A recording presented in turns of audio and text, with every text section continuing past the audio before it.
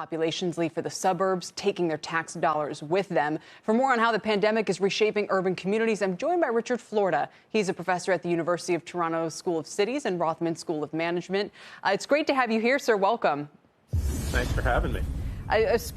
You've been such a thought leader in this space over the last couple of decades, and I know that you're not quite as downbeat on big cities as many of the rest of us are, frankly. Tell me why you don't see this as pointing towards a major headwind for big cities for the next generation or so. Well, big cities, suburbs, rural areas in the countries are all going to face the major headwind for a while. But, you know, I spent the time in lockdown reading the history of infectious disease and pandemics. And, you know, before there were antiviral therapies or antibiotics or modern public health, cities have survived far worse pandemics. So this force of urbanization, which causes people to get together in cities, to build businesses, to build communities, that increases our productivity and drives innovation, is a far greater force than this infectious disease. So, you know, it's just crazy. I mean, people are not just going to decamp and fracture everywhere.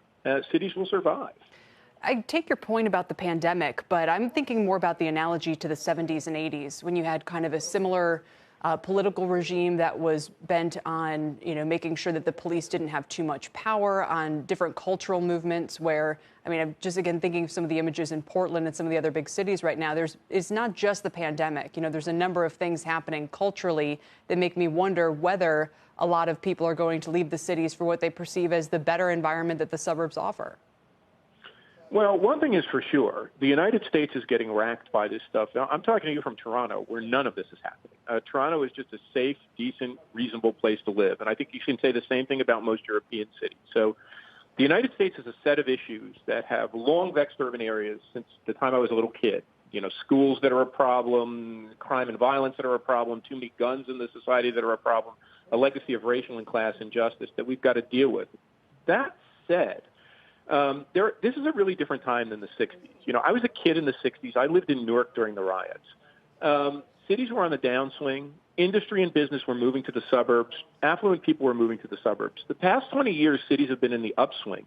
Companies have been moving to the cities. Headquarters have been moving to the cities. Even high-tech companies have been moving to the cities. So my hunch is, you know, once we get out of this, another 6 months or a year, things will settle down and our cities will just be fine. I think we leap too far in the middle of crisis to this kind of dystopia, everything's falling apart. Look, if our cities fall apart, if New York and San Francisco and LA and Chicago fall apart, good luck putting America back together.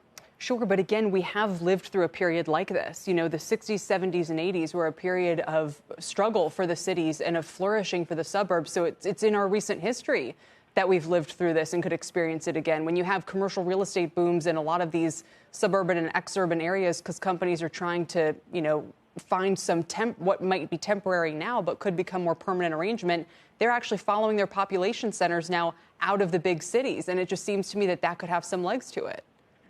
So here's what I think will happen. I think that what we're seeing is families moving to the suburbs, which they've been doing since the 1950s. When you have a kid or two and you look at the expense of living in the city and look at the difficulty of setting up schooling, in the United States, differently than Europe, differently than Canada, you move to the burbs. So what the pandemic has done is taken family formation moves that might have been made over the next 1, 2, 3, 4, 5 years and compressed them into 1, 2, 3 months. But if you're a 23-year-old kid, 24-year-old kid, 25-year-old kid out of undergraduate school or graduate school, you're not going to live in mom's basement for long, and you're not going to the suburbs to live in a single-family home. You're heading for New York or San Francisco or L.A. or Atlanta, wherever the opportunity is,